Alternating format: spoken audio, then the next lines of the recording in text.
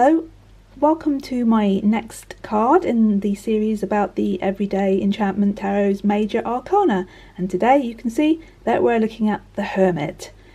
Right, let's get straight on and let me draw your attention to the first thing that I feel is important about this card design, and that is that the curtains on the Hermit's window are open. That shows us that he hasn't shut out the world completely. He's still aware of it and his connection to it, and he's not completely self-absorbed. And it also shows us that outside the trees are bare, the season is winter, and that's important too, because everything in the cards has a purpose for being there. It's not just part of a pretty design, and with it being winter, it shows that it's a time of withdrawing of deep reflection, of the trees have pulled back their sap, and the Hermit has indeed pulled back his sap. He is not in a place of being and doing, but of reflection. And it also shows us that the land, again, is not just a backdrop for humanity. The characters in this deck are in relationship with a living land. That's really crucial because everything in the cards is intimately connected. And again, I hope you can see this. I'm holding back, so maybe I should just move in a little bit more. I hope you can see that there is a barn owl in this card flying outside the window, and he's quite close to the window, he or she, and that's unlikely in a place of human habitation. So we can consider that perhaps, if we view it this way, the man and the owl they have a bond, a spiritual bond. Now the owl is symbolic of wisdom, as we know, but it isn't just, or he or she isn't just a symbol. Like all the non-humans in the deck, they're a being in their own right, but they are there for a reason within this scenario that we're focusing on.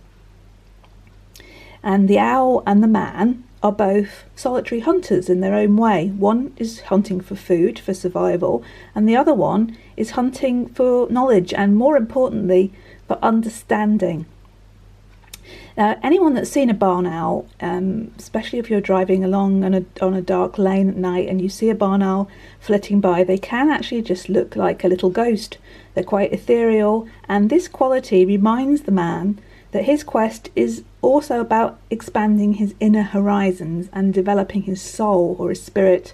There's no good word for that, but you know what I mean. He's developing his essence, his eternal essence, as well as improving his mind. It's not just about book learning, it's about the expansion of his whole being. And the moonlit night also has meaning. The night, obviously, because it's a time of pulling back, of reflection, which is integral to the meaning of this card, but also because the moon provides a subtle magical light in the darkness, and the darkness of our unknowing, basically. And it doesn't make things glaringly obvious. It is a subtle, energetic light, and it's not about making things glaringly obvious, but it offers illumination for those who explore the deeper mysteries. And again, the lamp, I'm just going to move this over here, the lamp echoing the traditional Hermit's lamp in the Rider-Waite version. And yeah, it offers a gentler glow. It's encouraging us to look beyond what's obvious and seek hidden truths. And the subtitle of this card is Hide and Seek. Not hiding in a sense of escapism, but just withdrawing away so that we can seek. It's not about blinding flashes, this lamp, or the moon. It's about softer, sustained shining that helps us see beyond the everyday into what's hidden. And that is the hiding, the hidden aspect. Just looking beyond, seeing, and that's assisting in that process. They both are. The walking stick, which you can see here, echoes the traditional hermit's staff, and it shows us that this man does go out. He's not shut in. He does go out and he does roam the land, which he's intimately connected to, and he probably takes the road less travelled. He goes off the beaten track. That's who he is. That's what he's about. He's not about things that are obvious. He's a the word subtle comes up again. That's what he is. He's a more nuanced individual. But his bare feet also tell us something, and that this isn't the time for him to do that wandering in the wild that he so enjoys with his walking stick. For now, he's just content to be with his books. And it's his time for taking in rather than going out. And that's why he is barefoot in his own home. Also, his comfortable clothes show us that he's completely at ease with this. It's not because he's felt forced to. He's not frightened of going out. He's quite comfortable with his current position, and he's not seeking to impress anybody. And the grey, the plain grey of the clothes also, again, echo the traditional hermit's robe, which suggests a sort of a monastic simplicity. Although, again, he's not permanently withdrawn. This is just his current position. And it might be just something that he does periodically throughout his life, taking in, withdrawing. But it's not all he is. It's just this is the snapshot in time that we're seeing him. This is the energy he's expressing at this particular time. And also, grey is important because it's neither black nor white. This is a sort of an in-between time, a time of betwixt and between, of avoiding extremes of doing or of emotion. It's very calm. It's very considered. And it's subtle. Again, the word subtle. I think this is a very key word with this. It's the one that keeps coming up for me when I've been looking into this card in more depth. It's about subtler shades, and that is a vital counterpoint to constant activity, outgoing, to the brightness of day, to the more obvious aspects of life. And it's about bringing in I'm thinking of the well. It's about refilling the well of inspiration, of ideas, of meaning. It's about just replenishing that. And this man, I think, perfectly sums up what the everyday Enchantment Tarot ethos is about, because he makes us question what we're seeing and makes us look again, because he raises questions for us, and we're free to answer them in whatever way we feel like at the time that we're reading the card or working with the card. And we can assume perhaps that he's an older man, a wise older man. He has white hair. He could be an older man with a youthful vigour, or he could be a younger man with maturity and wisdom beyond his years. And we can ask ourselves, does age guarantee wisdom? Does youth equate to foolishness? There's all sorts of issues that we can address when we look at him. He makes us question, and that's part of what he's about. And again, it's not a black and white issue. He really does show us that learning and developing ourselves, developing our inner life, developing our spirit, for want of a better word, it's all that we've got to use, so I hope you'll understand what I'm saying there. It's an ongoing process, it's a lifelong process, and he's actually engaged in that now, and he's showing us that the process of becoming our best selves is ongoing. And his posture, I think, is almost like a yoga posture, which reminds us again to look after all aspects of our being. But his pose is also quite open. His hands are open on the book. It's very relaxed, even though it's quite upright. There's a great sense of calm and relaxation. There's nothing forced about what he's doing. And it shows us with his hands open there that he's very receptive to new ideas. He's not rigid, even though he's upright. He doesn't show any signs of being tense. He's not rigid, or neither is he bent with worry. He's just completely at ease with what he's doing, with who he is, and with the moment that he's in. And his cosy cottage was a very deliberate thing, because I wanted to show that doing what he's doing, engaging how he is engaging, is a very everyday thing. He's surrounded by his contented companion animals and his companion unseen being, who is in a sort of thinker pose, looking off into the distance, looking beyond. That's what that unseen being is doing there. I hope you can see this, and if you've got your own card, I hope you can look at it a bit more closely. Yeah, the dog is very supportive and very relaxed as well, and the cat's so relaxed it's actually gone to sleep. So there's a great sense of peace there. Everybody's completely at ease with what's going on.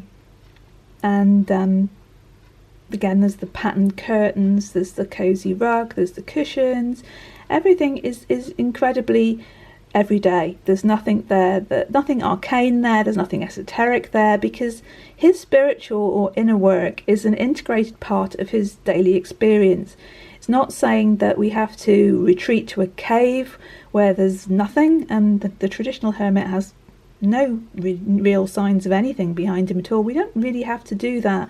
This deck is every day, so it shows us that we don't have to have any special accoutrements or bells and whistles or austerity even to go into that process of deep meditational reflection and pondering that the hermit suggests to us. To commune with the unseen and to develop our unseen self, we can be anywhere. All we need, basically, there's another basically, I do like my basicallys, don't I? All we need is that calm, safe environment, a place that is conducive to quiet contemplation and deep study without the worry about being interrupted or having demands placed upon us. This is important. This needs space. This is a space he has created for this important work that he's doing. And it is work, it's inner work. Because he's not charging around being productive in the world doesn't mean anything that this is less than that. They're both valid, and this is just as valid as being active. It's all about the value of introspection and of broadening our understanding through solitary study. Society, as we know, places great emphasis on the value of being out there, being productive, and the value of bubbly, positive, popular, extrovert, sun-like people, which is sort of the opposite of what this card expresses. And society, people as a whole, can disparage or especially vilify people that they call loners, lone introverts, as if there was something inherently wrong with that position, with that type of being. And they're just, it's completely wrong to think that way. And I hope that this card gently challenges that assumption, because this hermit reminds us that night is as valuable as day. Of course it is. It's essential, just as essential as day. And winter is as necessary as summer. One is not better than the other, and it's no better to be an extrovert than it is to be an introvert. And this hermit shows us that not all quests are undertaken as a knight on horseback charging around looking, in some romanticized version of a quest. And they're not all undertaken to bring it into our world as a backpacker seeking new experiences travelling across the world. Those things are valid. Of course they are. They're a part of experience too.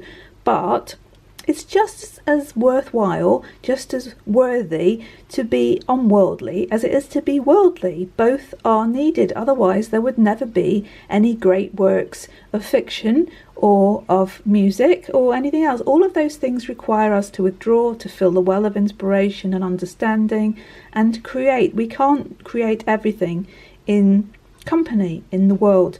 We need to pull back sometimes, and we need to do what the hermit is doing. And he demonstrates to us that inner work isn't selfish, and it's not unproductive, and it will eventually perhaps be communicated to the world as painting or writing or a composition of music, but it might not be, because we can perfect the art of ourselves as well. That we can be the best version of ourselves, the most wise and understanding and compassionate version of ourselves by doing what the Hermit is doing. And that is just as important. The art of being who we are, our essential, individual, unique, creative self, is just as important as being seen to be doing something. And it's perhaps the most important thing that there is, really. And we can perfect the art of ourselves for the good of the all. We can change ourselves and change the world. We don't actually have to be creating anything other than the best version of ourselves. It's just as important, because that feeds back into everything. Our energies are everything, and everything is energy. So I think I've covered most of what I want to say about the Hermit. But while I was doing this, preparing for this presentation on the Hermit, I realised that I wanted to say quite a lot about the contrasts between the Hermit and the Hierophant, who will be my next card, and I might do a separate video on the differences and the similarities between the two, because there are quite a lot, and that will be what I cover next. And I might, oh, my horrible finger, not very keen on that. Let's try and do that quickly. Right, yeah, so I might also at some point bring in the, sorry, it's a bit squiffy, isn't it? Might bring in the Four of Blades as well, because there are connections between them, even though this is a minor card. And I might do just a separate video on the connections between these three, because of course all the cards are connected. They all tell an integrated story, a part of an integrated whole. So it's important that I bring in other cards and talk about them, and not just isolate the cards. And the more videos I do, the more that will happen. So the next video that I'll do will be about the Hierophant. But for now, I hope I've covered everything about the Hermit, although I could go on and on. I've already done nearly 17 minutes, so perhaps it's time to stop now. I'm quite aware that people haven't got time to listen to me rant on. Rant? No, not rant. I'm not ranting, am I? To witter? I'm not even wittering. To share my enthusiasm for my deck with you. I could go on, and I could give you layer upon layer of what the Hermit's about, but I hope I've given you a broader insight that is more than, I can't do this, so, more than you'll find in the book, where the Hermit does tell you his own story, and we have the keywords and all the meaning of the imagery and everything else. So that's there for you too, but I hope I've given you another layer that will help you read the deck and work with them. So for now, I thank you very much for joining me. I hope you'll join me again for the Hierophant. Take care of yourselves until I talk to you again, and take care of all other beings you encounter, because we're all connected and we're all one. So lots of love. Bye for now. Bye.